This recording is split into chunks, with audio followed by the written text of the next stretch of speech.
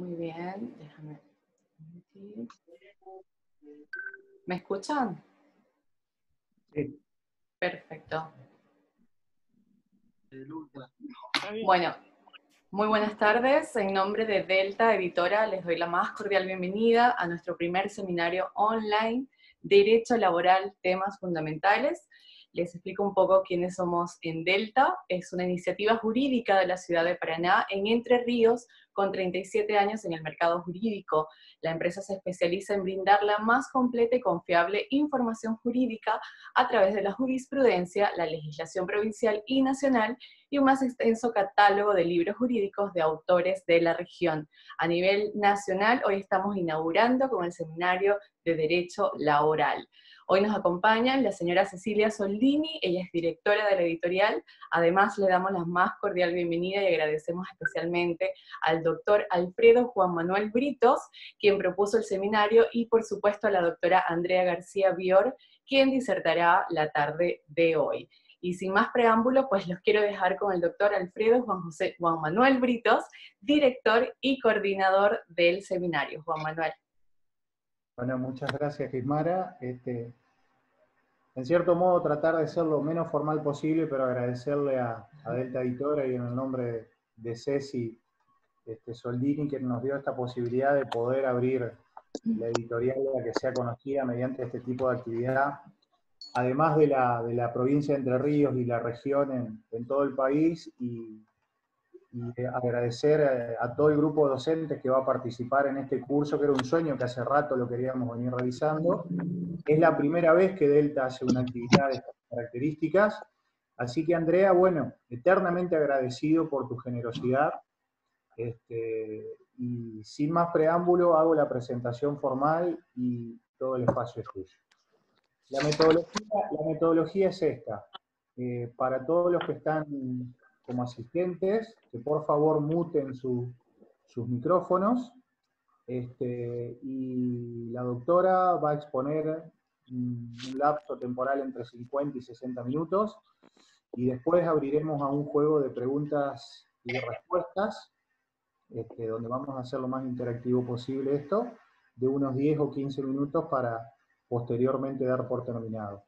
La metodología del curso van a ser cerca de 5 encuentros, donde la gran gala de expositores, salvo quien les habla, son de primera línea, son los mejores laboralistas que hemos convocado y agradecidamente y desinteresadamente se han sumado a esta actividad para Entre Ríos y Paraná, que es muy importante.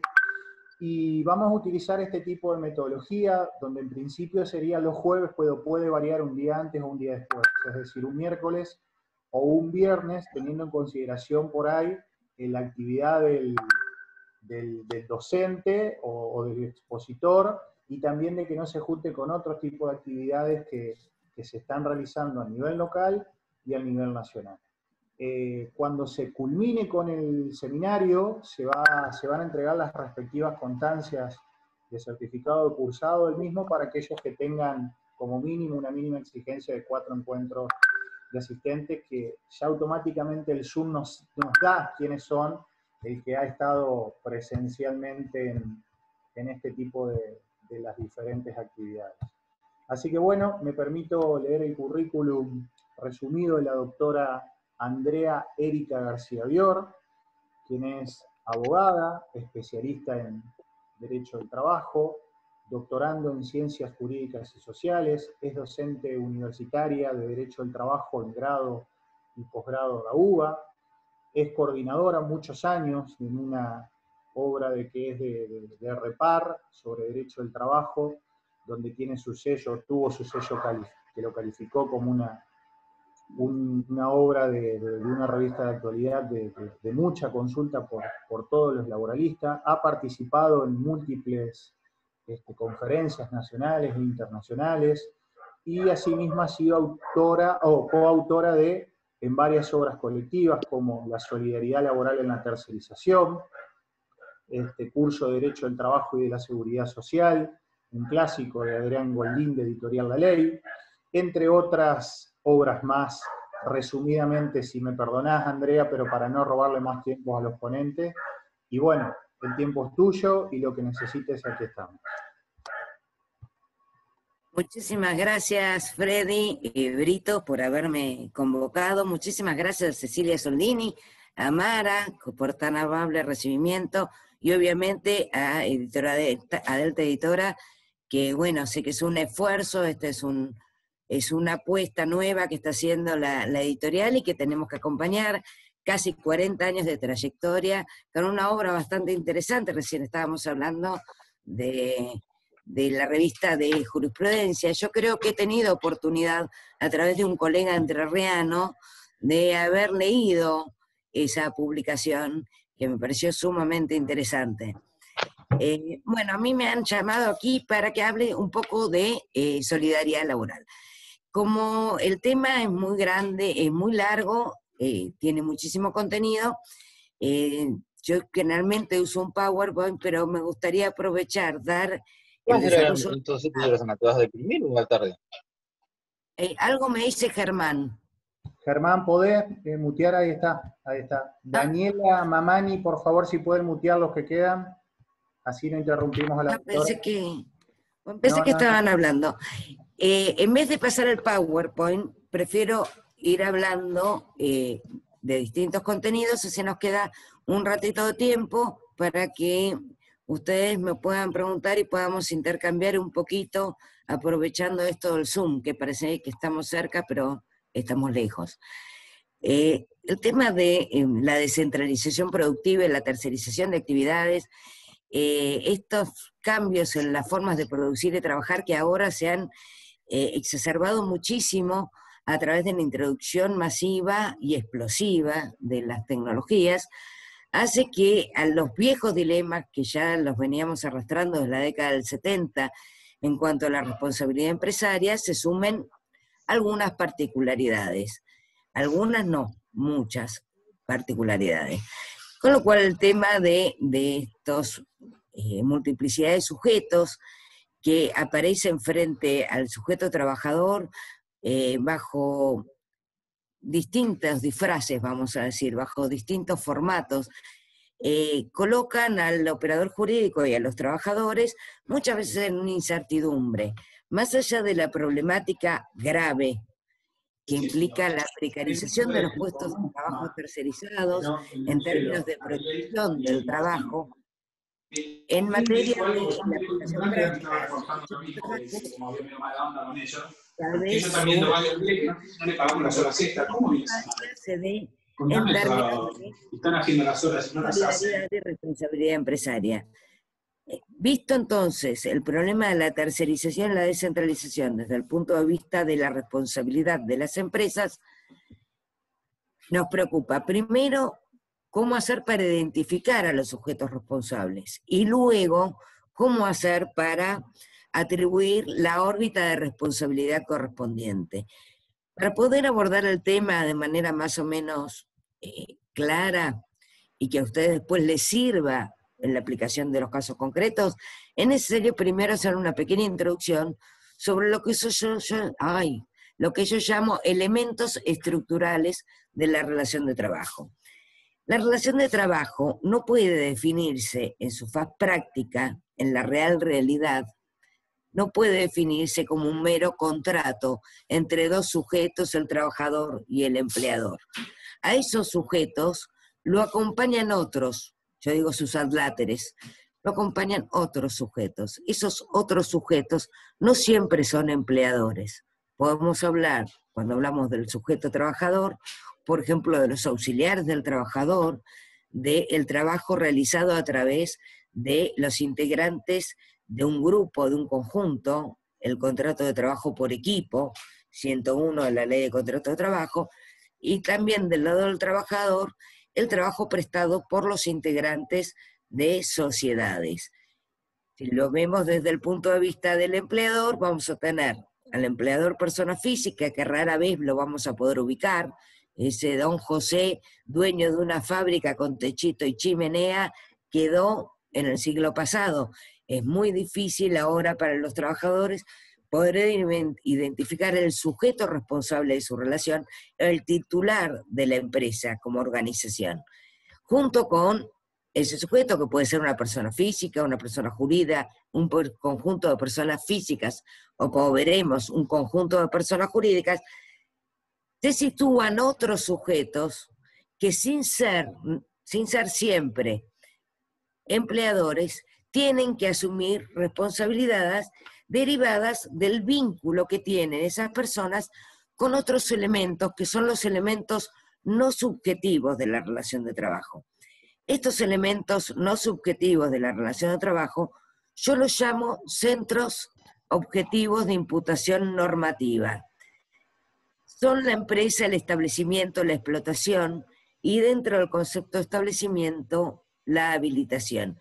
¿Por qué los llamo centros objetivos de imputación normativa? Porque estos elementos no subjetivos de la relación de trabajo son las que nos van a permitir identificar el lazo obligacional, quiénes son los sujetos responsables y cuál es el rol que corresponde atribuirle, en función de cómo se relacione las personas, las distintas personas, trabajadores y sus secuaces, empleadores y sus secuaces. Con estos elementos vamos a poder determinar frente a qué figura de solidaridad estamos, e incluso nos sirven estos elementos para saber cuándo se es trabajador y cuándo se es empleador. Fíjense qué importante que es el concepto de empresa, de establecimiento, pero de empresa y empresario en particular, que nosotros definimos al trabajador, el sujeto trabajador por exclusión. Se es trabajador si no se es empresario, ¿sí? Y en principio se es empleador si a su vez se es empresario. ¿Por qué digo en principio? Porque salvo en el caso del Estatuto de Casas Particulares, la ley de contrato de trabajo fue prevista, fue ideada, fue pensada en una organización, dentro de una organización empresaria, con fines económicos o benéficos, pero sí dentro de una organización empresaria de cierta complejidad. Fíjense qué importante que es para nosotros los laboralistas el concepto de empresa, que a diferencia de la ley de sociedades, por ejemplo, la ley comercial, del Código de Comercio, la ley de contrato de trabajo tiene una definición de empresa, en el artículo 5. Para los comercialistas, la empresa es una actividad económicamente organizada, y punto. No tienen una definición de empresa, ni tampoco les importa, por ejemplo, en materia societaria se habla de empresarios de título, empresarios de gestión, empresarios de riesgo, es decir, que tampoco ven al empresario como una persona fija, única y siempre singular. La idea de abordar todo este tema de solidaridad desde el ángulo del contrato que nosotros estudiamos cuando cursábamos en la facultad, nos va a traer algunos inconvenientes, porque el contrato está previsto para que los efectos se den entre las partes integrantes, los sujetos integrantes de este acuerdo de voluntades, ese trato con. Es decir, que en principio los contratos están hechos para ser cumplidos, las obligaciones allí previstas para ser respetadas por aquellas personas que intervinieron al contrato. Sin embargo, en el ámbito del derecho al trabajo, muchas veces van a tener que responder por obligaciones laborales incumplidas personas que resultan ajenas. Pero eso es mejor pensar en la relación de trabajo, como dice Alain Supiot, como una institución encabalgada entre la figura del contrato, una relación de acuerdo con voluntades entre empleador y trabajador, pero encabalgada en la figura del estatuto, porque en sí lo que va a definir los roles y las responsabilidades no va a ser la calificación que le demos a los sujetos, sino la relación que esos sujetos tengan con los conceptos de empresa, establecimiento de explotación. Fíjense que el artículo 30, por ejemplo, de la Ley de Contrato de Trabajo, cuando habla de contratación y subcontratación empresaria, habla de actividad normal, específica y propia del establecimiento, o cuando se habla de cesión total o parcial del establecimiento habilitado a nombre del principal. Y Centeno, que no era ningún tonto, previó una definición particular de establecimiento, que no es el inmueble. Nosotros, en nuestros idearios, ¿no?, en nuestras cabezas, Si yo les digo establecimiento, es como cuando le digo perro, se hacen un imaginario, y ese establecimiento realmente es un lugar. Si es fabril, tiene el techito, como le decía yo, el zigzag. Si es comercial, tiene cara de local de comercio. Ese no es el concepto de establecimiento que prevé la ley laboral. El concepto de establecimiento que prevé la ley laboral está en el artículo 6 y habla de unidad técnica de ejecución de la que se vale la empresa para el logro de sus fines. Según cómo entonces los sujetos de derecho, físicos o jurídicos, se relacionen con estos elementos, va a ser el lugar que le corresponde ocupar, el rol y por ende la responsabilidad. Hay un elemento muy poco analizado, pero que en este seminario quiero que lo tengan, que es el concepto de habilitación. Es otro elemento objetivo, este SCOIN, que le llamo yo, es otro centro objetivo de imputación de responsabilidad o de imputación normativa. ¿Por qué? Porque la habilitación en muchos giros, en muchas empresas, en muchas organizaciones, es la que delimita la posibilidad de llevar adelante esa actividad. Y tal vez el titular de la habilitación, que no deja de ser un permiso formal para el desarrollo de determinada actividad, tenga sobre el desarrollo de la actividad donde prestan servicios un sinnúmero de personas, en realidad la posibilidad de actuar y ejercer con mayor amplitud las facultades propias del sujeto empleador. Imagínense, para hacer un ejemplo sencillo, no les voy a dar ejemplo de comunicaciones satelitales, les voy a dar uno más sencillo, los taxis. Los taxis, para poder operar, tienen, además del vehículo, una habilitación. Estamos frente a un establecimiento complejo, compuesto por el vehículo, pero que no sería taxi si no tiene esa habilitación para funcionar. Durante mucho tiempo en la ciudad de Buenos Aires era mucho, pero mucho más valiosa la habilitación que el vehículo. El vehículo se amortizaba, se rompía, se echaba a perder, la habilitación continuaba vigente. ¿Quién era el titular de ese establecimiento complejo llamado taxi? ¿El que tenía el auto o el que tenía la habilitación? Por eso les digo que el concepto de habilitación en muchísimas actividades es sumamente importante para saber cuál es la incidencia que tiene el desarrollo de la actividad, quién posee la titularidad de esa habilitación.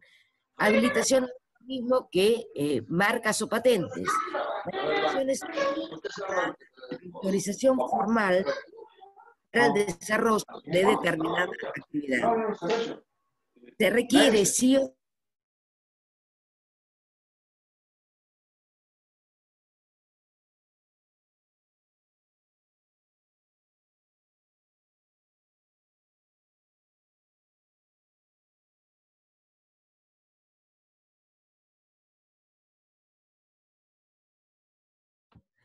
ahí está. ¿Ahora sí me escuchan?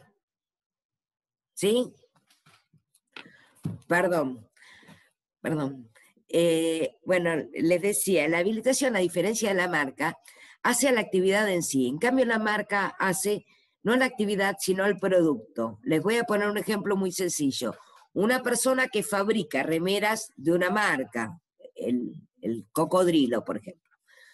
Una persona que fabrica remeros de una marca se cansa de pagar el precio de ese valor locativo que tiene que pagar anualmente por el uso de la marca. Puede seguir fabricando esas chombas si consigue los hilados, ¿no? Si consigue las collaretas, puede seguir trabajando en esa actividad, pero no usando la marca.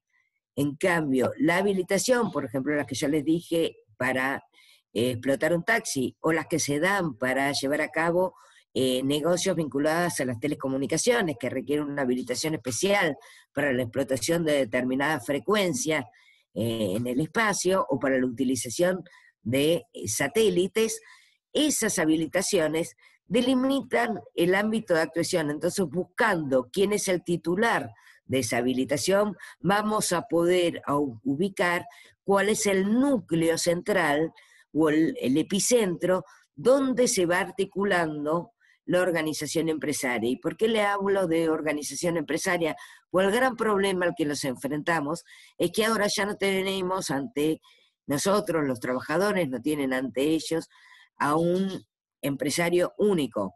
La mayoría de las veces las demandas se interponen contra varias personas. ¿Por qué pasa esto? Porque la empresa ha adoptado una fisonomía que yo antes hablaba de red, y no sé, se ha complicado de tal manera que ya podemos decir que es una justa posición de redes y que no hay un único epicentro como estaba en la red de la araña, donde podíamos ubicar a una empresa madre con ejercicio total de las facultades de determinación de la voluntad de todas las empresas subsidiarias, porque también se han dado una serie de fenómenos de grupos de configuración atípica, como las uniones transitorias de empresas, las agrupaciones de colaboración y otras formas de vincularse a las empresas, no solamente desde el punto de vista de la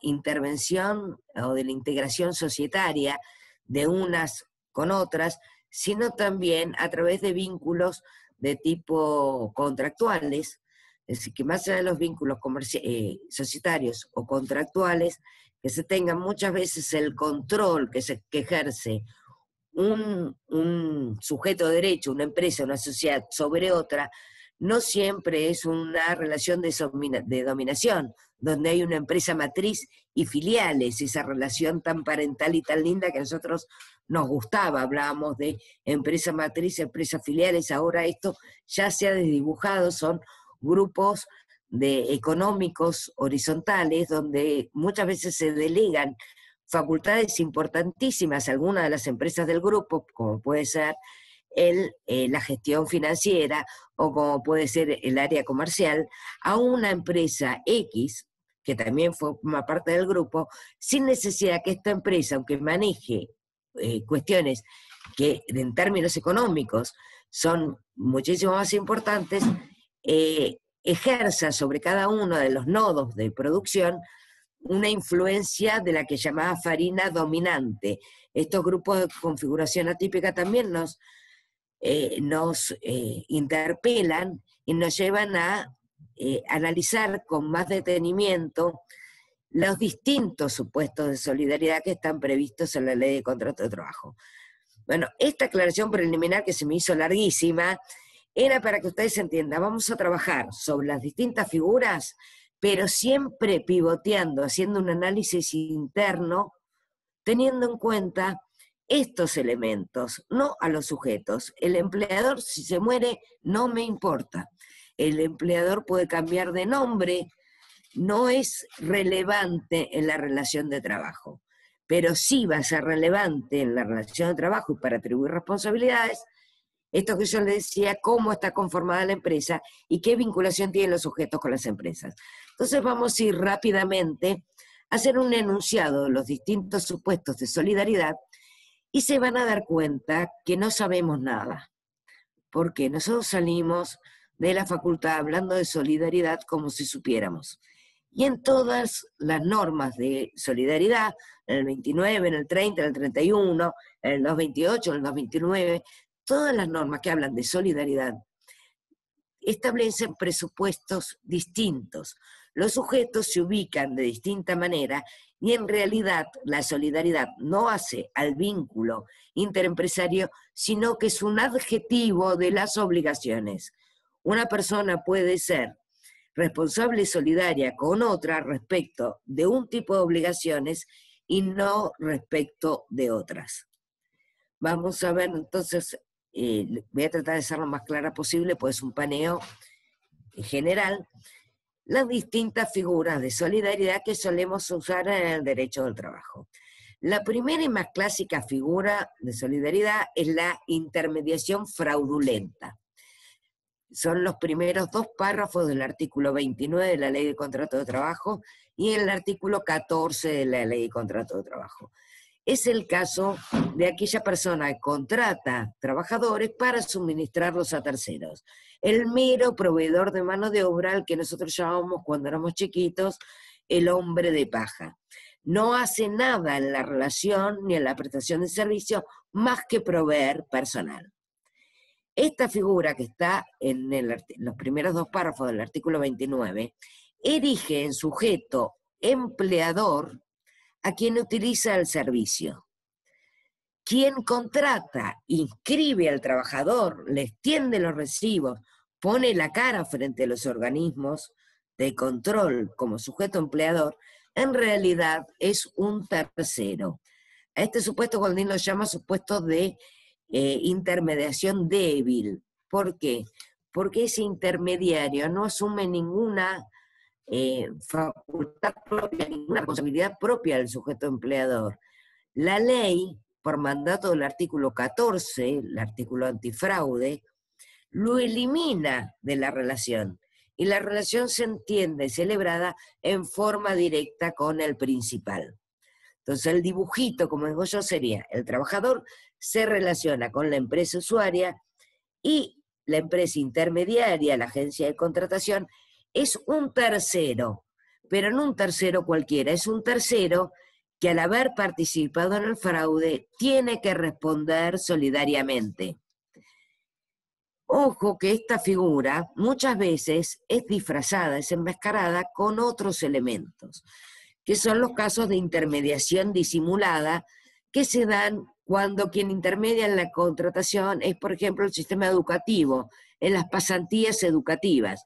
Cuando se contrata pasantes a través del sistema educativo, pero estos pasantes en realidad no están aprendiendo nada, no tienen sus tutores, no siguen un programa educativo de formación, en realidad estamos en un caso de intermediación fraudulenta. Lo mismo pasa cuando llegan a sus estudios casos de cooperativas de trabajo. Entonces dicen: no, son socios cooperativos, y les traen unos papelitos que dicen que cobran adelantos de utilidades. Ojo, ahí hay que analizar cómo llega la persona a la prestación de servicios y qué rol asumió la cooperativa de trabajo en esa relación. Si la cooperativa de trabajo en esa relación se limitó a proveer a sus socios para la prestación de servicios para el principal, también estamos en un caso de intermediación fraudulenta. Cuando les aclaro que en esta figura trabajador se vincula con la usuaria como empleador, el tercero se elimina, desde suma importancia el rol que la ley le asigna al sujeto beneficiario de los servicios, porque en función de esto, en un plenario de la Cámara, el plenario Vázquez, contra Telefónica, se decidió que aun cuando la empresa intermediaria hubiere registrado la relación, le haya pagado los aportes y contribuciones, ese trabajador, o en este caso era trabajadora, Vázquez María, era una trabajadora que había gozado de los beneficios de obra social, tenía los aportes y contribuciones a las entidades de previsión social, tenía cobertura de RT, etcétera, etcétera. Se le habían hecho los aportes, pero todos esos aportes lo había hecho una agencia intermediaria, no lo había hecho el sujeto empleador. Y como yo les decía, aquí no rige la solidaridad, pues la solidaridad se predica respecto de obligaciones, y la obligación de registrar el vínculo, las obligaciones registrales y documentales son propias del sujeto empleador. Acá el intermediario fue descartado por la ley como sujeto empleador, con lo cual esa inscripción resulta insuficiente, es inválida, por lo tanto, esa relación estuvo mal registrada, no registrada por quien debía hacerlo, y el trabajador en ese caso podría exigir el registro de la relación por parte del usuario y reclamar en su caso las indemnizaciones de la ley de empleo o la indemnización del artículo 1 de la ley 25.323. El segundo caso, este es el primer caso del artículo 29, primeros 2 párrafos, y del artículo 14, intermediación fraudulenta. Después por ahí volvemos, vamos a dejarlo un ratito de lado. Segundo caso de solidaridad, es la figura triangular que se da cuando quien intermedia en esa contratación es una empresa de servicios eventuales legítimamente autorizada para prestar servicios como tal, que tiene que reunir una serie de condiciones de solvencia, etcétera, etcétera. Y además, el trabajador es convocado para cubrir una eventualidad. La eventualidad está definida por el artículo 99 de la Ley de Contrato de Trabajo Eventual, y por los artículos 68 y siguientes de la Ley Nacional de Empleo, que por ejemplo establecen que si es para reemplazar a alguien tiene que figurar el nombre del trabajador reemplazado, que hay un límite temporal para este tipo de contrataciones. Este tipo de contrataciones también tienen que ir por escrito, pero tienen que tener razones que justifiquen esta contratación modal de excepción. Yo les decía recién que esta segunda figura, la intermediación a través de empresas de servicios eventuales, era una figura triangular. Es la única figura realmente triangular dentro de los supuestos de solidaridad. ¿Por qué digo que es triangular? Porque hay 3 contratos. 2 de esos contratos son contratos laborales. Fíjense, el dibujito, como digo yo, sería así. El trabajador se relaciona con la empresa de servicios eventuales a través de un contrato de trabajo permanente de prestaciones discontinuas, salvo los trabajadores propios de la agencia, que son trabajadores permanentes. Pero los trabajadores que son destinados a prestar servicios a otras empresas son trabajadores permanentes de prestaciones discontinuas. Acá hay un tipo de contrato de trabajo por tiempo indeterminado. Pero a su vez tiene que haber un contrato entre el trabajador y la empresa usuaria, y este es un contrato de trabajo eventual. ¿Y por qué les digo que hay contrato? Porque este empleador usuaria es sujeto empleador y tiene obligaciones específicas en materia documental y registral. Tiene que llevar el registro de los trabajadores contratados a tiempo de manera eventual en una sección especial del libro del artículo 52. E incluso tiene que retener y depositar los aportes y contribuciones con destino a la previsión social y a obras sociales. Es decir, que tiene obligaciones específicas y tiene que justificar las razones por las cuales se contrató a través de una empresa de servicios eventuales, que son estas razones que hacen a la justificación de un contrato modal. Es decir, 2 requisitos. La empresa tiene que ser habilitada para funcionar y reunir todos los recaudos, y además tiene que tratarse realmente de un contrato de trabajo eventual. Nos faltaría el tercer contrato, que es el contrato interempresario de provisión de servicios, generalmente entre la empresa de servicios eventuales y la empresa usuaria. Fíjense que cuando se extiende el contrato de trabajo del trabajador eventual respecto de la empresa usuaria, eso extingue la relación con la empresa usuaria, pero no con respecto a la empresa de servicios eventuales. Por eso el alcance de las responsabilidades solidarias van a estar delimitadas por el tiempo ocupado en la eventualidad con cada una de las empresas que hayan recurrido a la agencia para contratar a esas personas. Podría llegar a darse el caso que se demanden a más de 2 personas, no solamente a la empresa de servicios eventuales, a la última usuaria, sino también a una eventual anterior usuaria que haya quedado adeudando algo. Opera como una suerte de abanico, ¿no? Se va dando un contrato con una usuaria, pues de un tiempo o no, porque es un periodo de inactividad. Esta es una situación de solidaridad muy particular, porque aún siendo legítima, estando prevista y estando bien llevado en los papeles, en los papeles y en los hechos, esta contratación siempre las empresas van a ser solidariamente responsables frente al trabajador. Tercer supuesto de solidaridad. Acá habíamos visto, primero descartamos al sujeto intermediario y la relación era directa con la empresa usuaria. En este segundo tendríamos 2 sujetos empleadores con distintos alcances y límites de responsabilidad en una figura triangular. Ahora vamos a entrar al análisis, a las corridas, del artículo 30 de la Ley de Contrato de Trabajo. Primera aclaración. El artículo 30 de la Ley de Contrato de Trabajo prevé dos supuestos de responsabilidad distintos.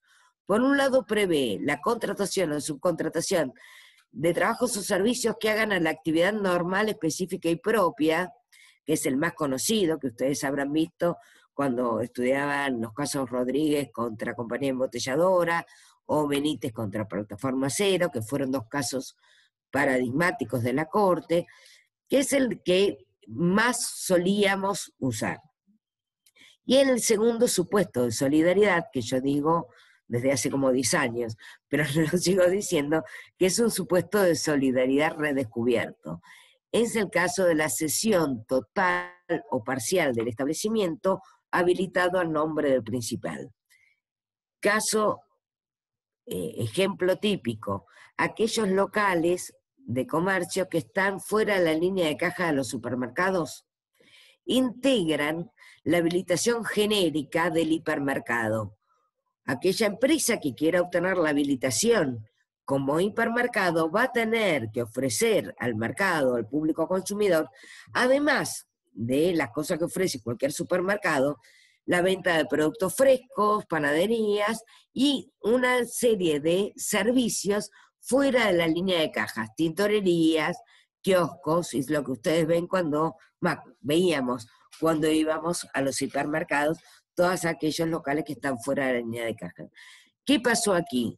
Esta gente, estos locales, son autónomos, tienen una habilitación, pero esa habilitación es una habilitación delegada. ¿Por qué? Porque ha mediado una cesión parcial del establecimiento habilitado a nombre del principal. Lo mismo pasa con las panaderías, por ejemplo, que venden, o las roticerías que están dentro del supermercado. Vamos a ir entonces al primer caso, el más común, de contratación y subcontratación de actividades que hagan a la actividad normal, específica y propia, a la ANEP. La gran dificultad ha sido siempre definir ANEP.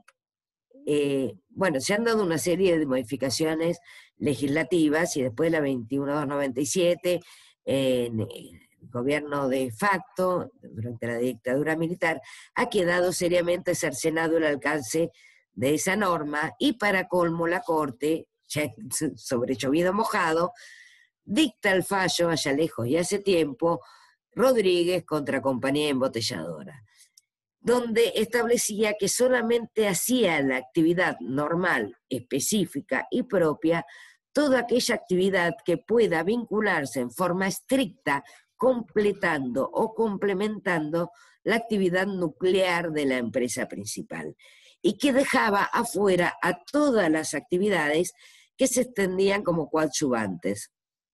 Distribución, franquicias, concesiones, toda aquella actividad, vigilancia, limpieza, que aun cuando fuese indispensable para el género empresario, quedaba fuera por aplicación de las reglas que establecía este fallo Rodríguez contra Compañía Embotelladora, siguiendo a rajatabla una interpretación literal del artículo 30 de la Ley de Contrato de Trabajo, según la modificación introducida por la 21297. Con el tiempo, gracias a Dios, los jueces se dieron cuenta que de interpretarlo tan estrictamente no tenía razón de ser la norma, es decir, que carecía casi de utilidad, y se fueron, usando el ingenio, introduciendo nuevos argumentos para poder incluir dentro del concepto normal, específico y propio algunas actividades. Se recurrió así al concepto de escindibilidad o inescindibilidad. Se va a entender que hace la actividad normal, específica y propia todo aquel servicio o tarea que resulte inescindible, es decir, sin el cual no se comprende a la empresa principal en el mercado, que forma parte de manera permanente de ese giro. Fernández Madrid hablaba de las actividades accesorias o coadyuvantes integradas de manera permanente al establecimiento o la unidad técnica de ejecución. Con este criterio mucho no se pudo hacer porque la Corte siguió sacando fallos, remitiendo a Rodríguez contra compañía embotelladora, por ejemplo, en los casos de los concesionarios gastronómicos en los clubes deportivos. Los clubes deportivos sociales no se conciben, al menos en Argentina, sin un buffet. Nosotros sabemos que es integrante, al menos para nuestra idiosincrasia, es integrante de un club que tenga algún establecimiento gastronómico o algún servicio de ese estilo. La Corte, sin embargo, en varios casos, entre ellos Escudero, en muchísimos casos, se expidió en sentido contrario. Allí empezamos a usar, desde la jurisprudencia, más que de la doctrina, los jueces, haciendo unos interesantes esfuerzos interpretativos y argumentales, empezamos a utilizar la doctrina española de lo inherente y lo imprescindible. ¿Qué significa esto? Que si bien hay actividades que son imprescindibles en todas las empresas, por ejemplo la limpieza es imprescindible en todas las empresas, por ahí no es inherente. Entonces, todas aquellas actividades que por sus características sean inherentes a lo que es el bien, producto o servicio a la que se dedica la empresa principal, van a estar integradas dentro del concepto de actividad normal, específica y propia. Ejemplo, fábrica de volantes para automóviles. Mientras que los autos necesiten volantes, quien fabrique, se dedique a fabricar automóviles, va a estar realizando, volantes, va a estar realizando una tarea que es inherente a lo de la fábrica automotriz. Así que no es tanto que sea necesaria o imprescindible, sino que la actividad sea inherente. Bueno, la resistencia siguió porque se buscaba la manera de cubrir, de brindarle algún marco de protección a los trabajadores frente a los muchísimos supuestos de insolvencia de estos contratistas intermediarios. Y se hizo en el año 90 y pico, ya no me acuerdo bien qué año, 97 creo que fue, unos primeros estudios de análisis de criterio que terminaron allá por el año 2005, que lideraba el doctor Guibún, en un grupo de especialistas en filosofía del derecho y en derecho del trabajo, que después de analizar mucha jurisprudencia, establecieron algunos criterios de decisión que nos pueden llegar a servir para poder determinar cuándo una actividad hace la actividad normal específica y no, y cuándo no. Y así se habló de que es hacia la actividad normal específica y propia todo aquello que haga a la definición del bien, producto o servicio que se presta al mercado. Y así, gracias a esto, por ejemplo, en caso de vigilancia en los bancos, vigilancia en los countries, limpieza en los establecimientos asistenciales o donde se elaboran productos alimenticios, en todos estos casos se entiende que hace a la definición del servicio que presta la principal las actividades accesorias que les nombraba recién, vigilancia en las entidades financieras o bancarias o la limpieza en los establecimientos asistenciales. Por suerte, en el 2009 la Corte finalmente dicta el fallo Benítez contra la Plataforma Cero y establece la inconveniencia de dejar sin efecto la doctrina sentada en el fallo Rodríguez contra compañía embotelladora. Este fallo es muy importante y habría que recordárselo en la Corte un poco más seguido, porque no solamente abandona el criterio de Rodríguez, que era sumamente restrictivo, sino que además establece que no corresponde a la Corte expedirse sobre cuestiones de hecho y derecho común. No es una labor de la Corte, y la Corte Nacional no puede sentar doctrina legal obligatoria y vinculante sobre cuestiones que hacen a la interpretación de normas de derecho común o de normas procesales. Eso es muy importante. Se ha apartado la Corte en los últimos fallos en relación de dependencia, de al menos de esa cosmovisión que había planteado en Benítez, pero en Benítez no es que la Corte haya establecido un criterio más amplio, sino simplemente decidió abandonar el criterio restrictivo que le marcaba Rodríguez contra compañía embotelladora. El artículo 30 prevé para los casos de contratación o subcontratación, en el segundo párrafo, unas obligaciones de control particular. Las empresas que recurran a terceros o deleguen en terceros actividades que hagan a su giro empresario, tienen que efectuar un control, pedirle una serie de papeles respecto al cumplimiento de las obligaciones laborales de la empresa contratista. Se creyó en un primer momento que si la empresa principal hacía estos controles, iba a quedar liberada de toda responsabilidad. Y esto no es así. Lo dice el artículo, el primer párrafo del artículo 30. Basta con que se verifique un incumplimiento, alguna obligación laboral y previsional por parte de la empresa contratista para que la empresa contratante principal tenga que responder. Con lo cual, se cumplan o no las facultades de control, la responsabilidad va a tener que afrontarla. El otro supuesto de responsabilidad que se les hablaba, que decía que recientemente descubierto, esto de la cesión total o parcial del establecimiento. Fíjense que vuelve al centro objetivo de imputación normativa. La cesión total o parcial del establecimiento no es una transferencia del Fondo de Comercio, es ceder el establecimiento para su explotación, pero conservando la titularidad, a diferencia del 228 de la Ley de Contrato de Trabajo, donde hay transferencia de la titularidad del establecimiento. Acá se conserva la titularidad y se transfiere la explotación. Por ejemplo, en el contrato de gerenciamiento, algunas obras sociales se han dedicado durante mucho tiempo a delegar en terceras, empresas gerenciadoras, la explotación de sus consultorios, de sus clínicas.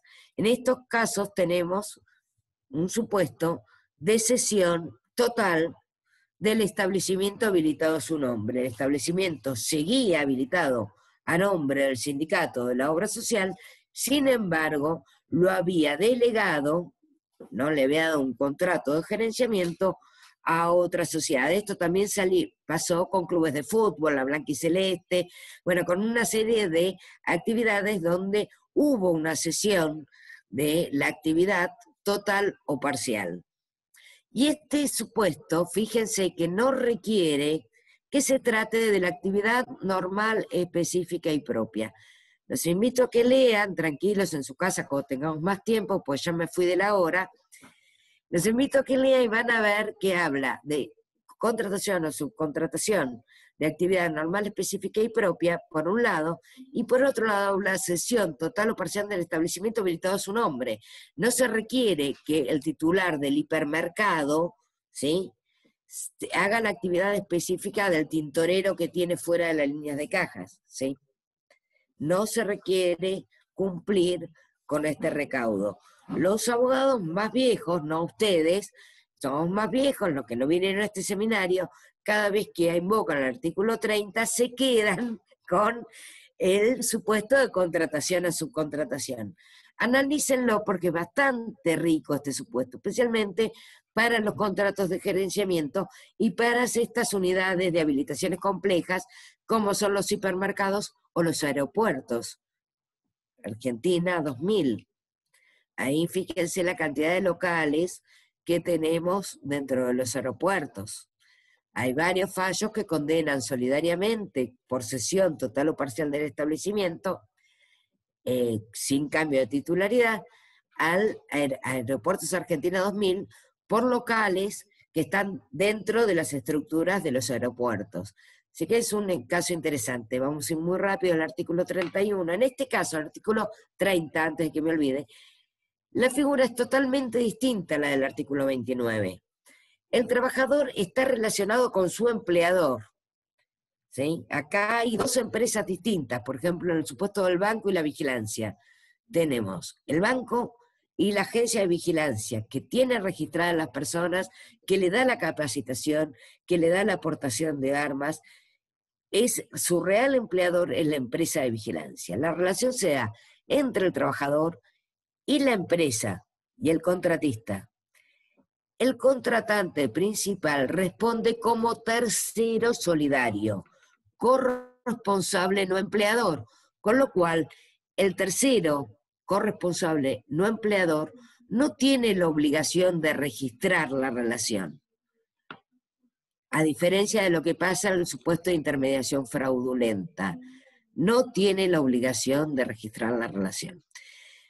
Como me queda poco tiempo, me voy a quedar con estos supuestos, simplemente les voy a enunciar uno que para mí es vital, que es el supuesto del artículo 26. El artículo 26 en realidad no define un supuesto de solidaridad.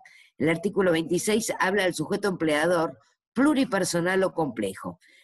Ya prácticamente no se discute ni en doctrina ni en jurisprudencia la posibilidad de que exista un sujeto pluripersonal conformado por personas jurídicas.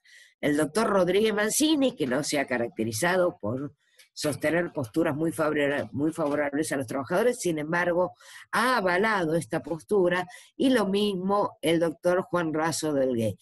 Yo los he citado en algunos artículos que voy a poner a disposición de la organización, porque bueno, me excedí en el tiempo y me interesa que ustedes lo tengan por si necesitan algún día recurrir a ellos. Pero este supuesto del empleador complejo pluripersonal no sirve, y mucho, para atribuir responsabilidad en algunos supuestos particulares, por ejemplo, ante las uniones transitorias de empresa. Y les digo, no le tengan miedo a todos aquellos planteos, embates y obstáculos que ponen a algunos profesionales, con muy buenas intenciones a veces y con muy malas otras, con fundamento en los nuevos contratos comerciales previstos en el título tercero del capítulo cuarto del libro 16 del Código Civil. Es decir, los contratos de colaboración empresaria, las agrupaciones de colaboración, los consorcios de cooperación y las uniones transitorias.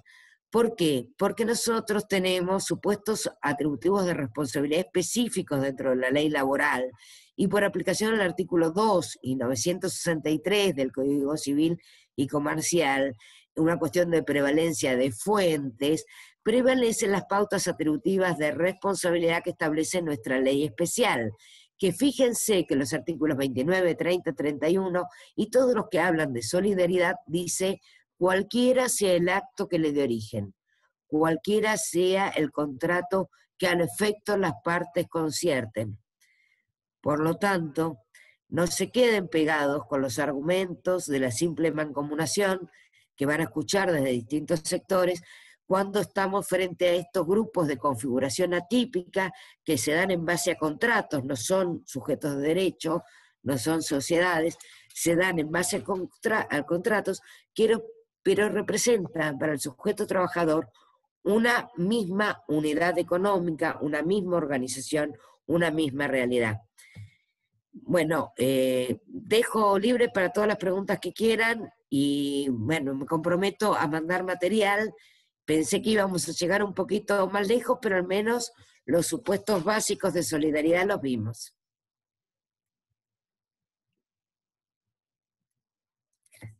Gracias, gracias. La doctora Coronel, a Claudia Salvatierra de Santiago del Estero, estamos todo el país. ¡Qué convocatoria, Freddy! Así es, Andrea, te felicito, muchas gracias.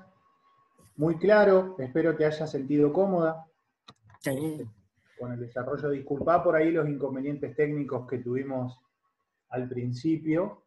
Y como te dice acá Raquel Coronel, vos convocás, felicitaciones, excelente exposición, así que te saludan. Gracias, Raquel. País, la doctora Sofía Porta Elías, muchas gracias desde Tucumán, excelente. Gracias. Así que bueno, felicitaciones. Bueno, pasamos a hacer las preguntas, así que, a ver, yo tengo acá dos preguntas anotadas. La doctora Laura Trangoni, que está bastante compenetrada, se compenetró mucho con tu exposición y pregunta: ¿cómo bajar estos centros objetivos de imputación a la hora de demandar? Dice, ¿cómo determinar el demandado? Yo calculo que más por el tema de esta cuestión de las nubes y de las apps, ¿cómo podría llegar a ser? Sí. Piensen que en realidad este no es el problema, yo les aviso. El problema es otro, como lo hablábamos el otro día en un encuentro con el Grupo de Estudios de Derecho Social. El problema es que las personas, más allá de que puedan invocar la responsabilidad, es una solución post-mortem. Esto se da cuando la relación ya se extinguió. El gran problema es la situación de precariedad y de las importantes violaciones a los derechos fundamentales en el trabajo que se producen al final de las cadenas de producción global, ¿no?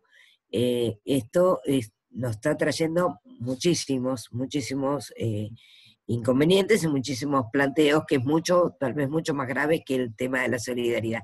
Al momento de establecerla, de iniciar una demanda o hacer el encuadre de la situación, siempre es bueno pensar si hay o no empresa. Fíjense que en los supuestos de intermediación laboral, el mero proveedor de mano de obra no pone en la organización, en la actividad, una organización o una estructura empresaria propia, simplemente suministra personal. En cambio, en el artículo 30, el contratista, por ejemplo, la empresa de seguridad respecto al banco, tiene toda una infraestructura de supervisores, de retenes, de reemplazos, tiene toda una infraestructura empresaria. Ahí vemos que hay dos empresas, que debería haber, para ser genuina, dos empresas solventes, autónomas e independientes, el banco y la agencia de seguridad. En cambio, en el otro supuesto no, vemos que hay dos empresas, organización instrumental de medios, que pueden o no trabajar en el mismo establecimiento. Fíjense que acá el trabajador comparte la unidad técnica de ejecución donde ejerce su actividad de vigilancia con la actividad financiera de intercambio bursátil que lleva a cabo la entidad financiera. De que son conceptos distintos, empresa-establecimiento, pero estos conceptos nos van a permitir saber si estamos en un supuesto que tenemos que encuadrar de una manera o de otra. Fíjense que no siempre los jueces podemos hacer malabares, porque si el contrato y las intimaciones no se hicieron respecto del real empleador y el contrato no se extinguió con relación al real empleador, es muy difícil encuadrar la situación y darle el alcance de responsabilidad que prevé el artículo 29. Si las demandas se entablan dejando en blanco la situación, es decir, diciendo 29, 30, 31 o el artículo que al juez le guste, puede ser que el juez se encuentre con la dificultad de no poder aplicar el iura novit curia porque los hechos y la estructura de la relación en los hechos varía en un supuesto y en otro. Claro, no es pedir solo la solidaridad por la solidaridad misma, en cierto modo, sino un adecuado apartado y desarrollo de lo que implica extender la responsabilidad a otros. Es verdad que los jueces podemos hacer algunos esfuerzos, pero solamente con relación al manejo del encuadre normativo, no con relación a los hechos. No, eso es iura novit. Si el abogado no entendió bien los hechos, es muy posible que haya tenido una mala estrategia en el intercambio telegráfico. Y eso ahí ya me gustaría, pues me doy cuenta de lo que pasó. Cuando estamos acá trabajando haciendo esto, nos damos cuenta que tal vez haya tenido hasta un problema de comunicación, porque es muy difícil analizarlo desde la estructura y además las condiciones del sujeto trabajador. Es muy difícil darse cuenta cuál es la papa. Mis alumnos de grado digo, bueno, hay que averiguar cuál es la papa, dónde está el dinero, quién factura. Cuando tenemos concurrencia de sujetos, ¿quién factura? ¿Dónde va el dinero? ¿Quién es el titular de esas cuentas? ¿Hasta dónde? El manejo de cuentas es importante. ¿Quién es el titular de la habilitación? ¿Cómo aparece?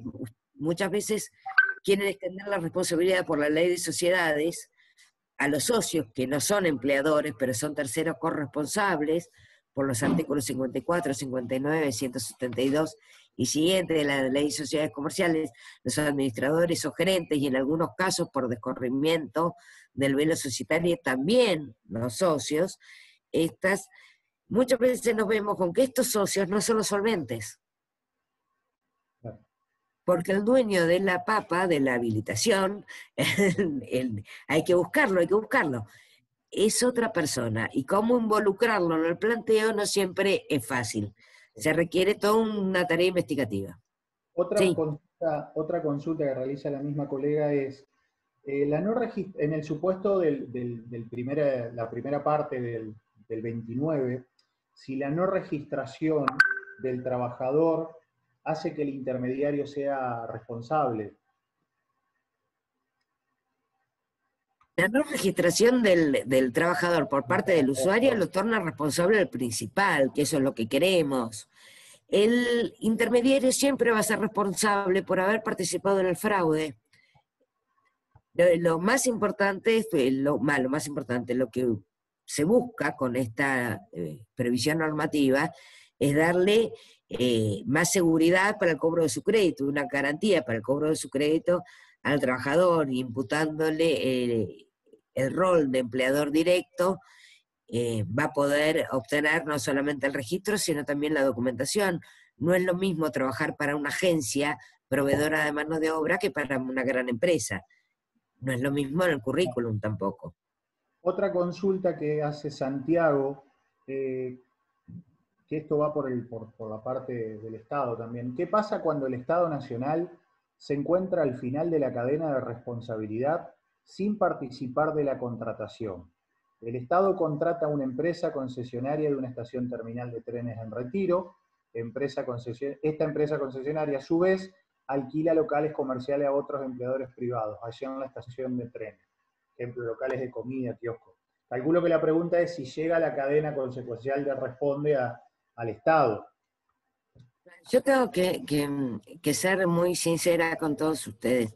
Yo les podría desarrollar aquí todo lo que escribí y todo lo que escribió Diego y todo lo que charlamos en muchos debates interesantísimos.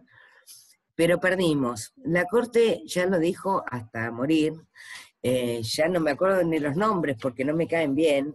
Y creo que una Gómez contra Golden Chef fue uno de los últimos.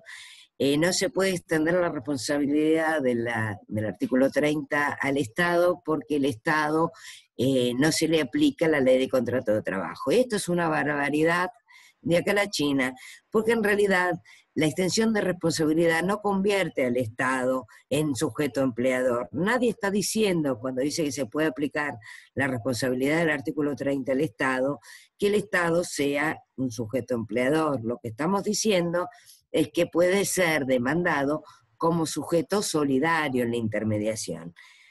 Entonces nos vienen con la presunción de legitimidad de los actos del Estado. Tampoco se trata de la presunción de legitimidad de los actos del Estado, sino simplemente de asumir los deberes de control que le caben al Estado y que son propios del Estado cuando le delegan terceros actividades que hacen a servicios públicos. Porque ustedes me están dando acá el caso de los trenes. Fíjense los contratos de colaboración técnica que realiza el Estado con el registro de la propiedad inmueble. Le están dando, y antes con las AFJP se está delegando en sujetos privados facultades y ejercicios que hacen a la función pública del Estado.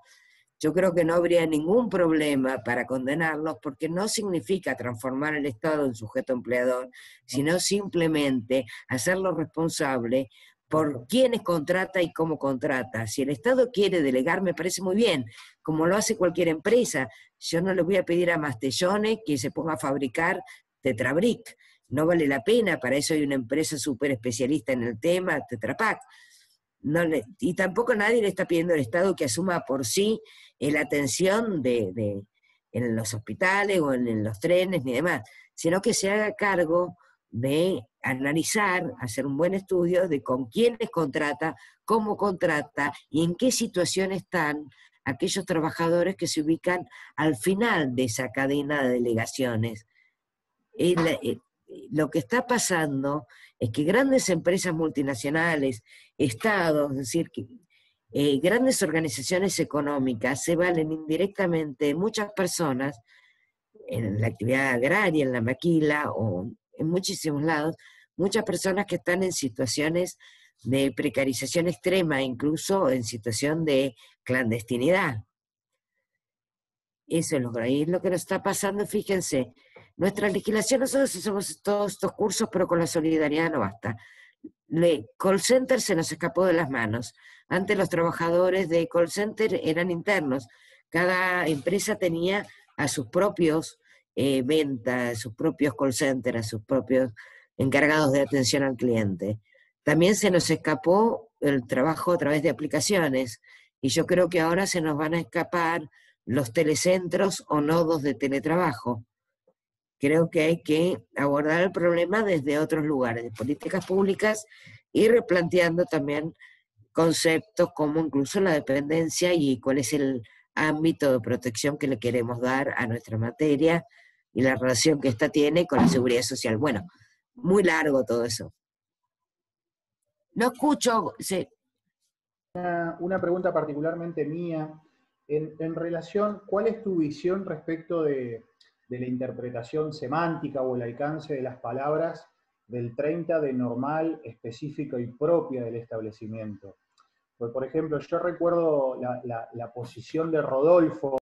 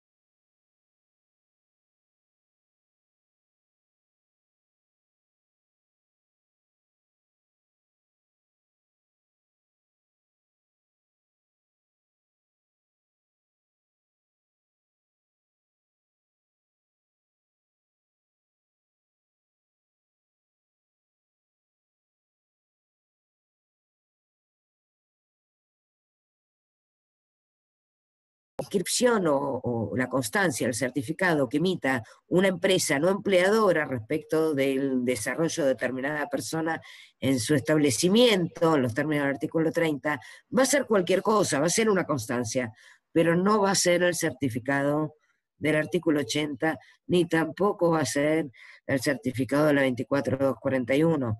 Va a ser lo que quieran, una constancia, lo que se les antoje, pero no, porque en ese caso no se predica la solidaridad respecto de la obligación de hacer, que es la de registrar. La solidaridad no puede extenderse respecto a aquellas obligaciones que son intuito personales y que no pueden ser hábilmente cumplidas por un tercero que no ocupa el mismo rol. Pero bueno, hay gente que dijo que sí, los pobres trabajadores que vayan a pedir trabajo con esos certificados que se extienden porque lo impone un juez. Y dice, bueno, ahora usted, empresa usuaria, va a tener que extenderle el certificado dejando constancia que lo hace porque yo dicté sentencia de esta manera. Ese hombre no puede conseguir trabajo nunca más con ese certificado. Bueno, y vamos a la última pregunta, que es una pregunta media consulta. Tengo clientes trabajadores despedidos de una empresa que fabrica tapicería para automóviles de alta gama de cuero, y el establecimiento de dicha empresa está en el mismo predio de la empresa de curtiembre que le facilita los cursos ya elaborados y listo para la confección de la tapicería de los automóviles. Bueno, cada empresa tiene su personalidad propia, es decir, su personalidad jurídica propia. ¿Acá se le aplica el artículo 30 de la LSP? Pregunta la colega. Y tendremos que estudiarlo un poquito más, pero yo lo que veo ahí es un contrato de provisión de primera venta por la curtiembre. Me resulta difícil si el trabajador es dependiente de la tapicería, de la empresa que se dedica a tapicería, extender la responsabilidad al proveedor de la materia prima. Esos son casos muy aislados y tendría que demostrarse en realidad la existencia de sujeto empleador plural o algún tipo de vinculación como para decir que estamos ante un grupo económico. Claro. Y después tratar de salirnos de las maniobras fraudulentas y de la conducción temeraria o por el artículo 26, pero así planteado con el proveedor de la materia prima no. Y con la empresa de automóviles tendría que ver cómo se lleva a cabo la tarea, porque si es simplemente el trabajo de tapicería y no tiene incidencia, que generalmente la tiene, en otras partes de la terminación de los vehículos, va a ser difícil. Yo creo que se puede delegar perfectamente. Aunque si lo vemos miren, hablando con ustedes me quedé pensando, si lo vemos desde el punto de vista de la teoría de la inherencia y teniendo en cuenta lo que dijo el grupo de estudios de criterios, el GAC, grupo de análisis de criterios, cuando analizó esto, podríamos decir que hace la actividad normal, específica y propia de la fábrica automotriz, la tapicería. Pero me gustaría que el trabajador me explique bien cómo lo hace, pues generalmente se tapiza no solamente una cosa que se puede sacar del auto, sino también los paneles, ¿no? Claro, claro. Bueno, Andrea, te agradecemos mucho, hemos aprendido, siempre con vos es grato escucharte, aparte de tu cordialidad y carisma que siempre te caracteriza. Y bueno, espero que podamos invitarte nuevamente a una actividad, están todos muy contentos, desde Delta y en mi nombre personal. Muchas gracias por tu generosidad. Y bueno, si querés despedirte con algunas palabras. No, solamente gracias por darme este espacio, por tener la oportunidad de estar con todos ustedes intercambiando. Y bueno, la próxima para hablar de estos temas y yo quedarme tranquila que les di bastante, necesitaría un poquito más de tiempo. Bien, me comprometo a mandarles el material. La doctora. Entre líneas está pidiendo un bis la doctora. Bueno, el material envíamelo y se lo vamos a enviar por correo electrónico a los presentes en esta Sí, actividad. yo acá veo caras conocidas y saludo con la mano a Claudia, Fabi, a Raquel, Raquel, a Ney, y claro, no, ellas no saben que las estoy saludando a ellas. Bueno, un placer verlas aquí. A Eve también, que la vi un montón de veces. Nos vemos siempre. ¿De dónde te conozco tanto? De ahí, de Entre Ríos. No, hola Andrea, no, nos conocemos de Córdoba, con el doctor Seco, hemos disertado juntas. Por eso, yo te miraba y decía, y está Euge Muñoz, bueno, estamos Gracias. todos. Y Neil, Walter Neil Buehler, ¿cómo estás? Bueno, es un placer encontrarse con tantos amigos acá y que además se tomen la tarea de escuchar las onceras que digo, pero bueno, la idea era en una clase chiquita decir los conceptos básicos para que podamos trabajar. Yo con el material creo que van a estar bien, pero pues solidaridad tenemos para rato. Mi primer libro fueron solamente el artículo 30 con Milton Reinolter, 500 páginas. Sí, me parece que me entusiasmé con el tema. Y el curso de posgrado son 12 clases. Es como, sí, me fui un poco lejos. Pero bueno, creo que hicimos un paneo rápido y más o menos muy completo, práctico. muy completo. Bueno, Andrea, muchísimas gracias. No Gracias. sé, Crismara, si querés decir algunas palabras o... No, solamente muchas gracias, la verdad, un gusto. Y solamente los que quieran el material, envíenos un correo, lo voy a dejar acá en el texto. Envíen un correo directamente a las personas que quieran el material. Muchas gracias. Bueno, muchas gracias a todos y la próxima clase las vamos a estar publicando y dando a conocer en breve.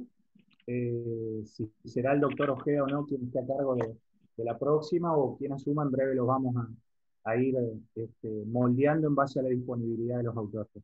Muchísimas gracias, cuídense y estamos en contacto y esperemos haber satisfecho las expectativas de cada uno de ustedes. Un beso, Andrea.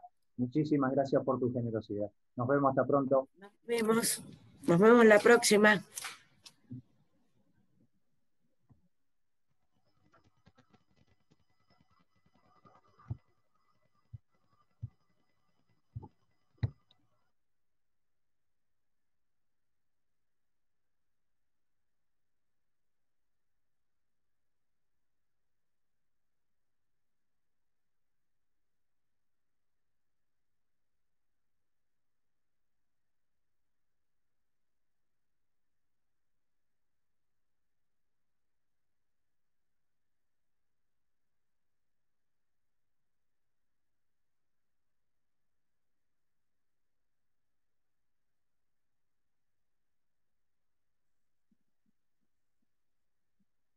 Hola.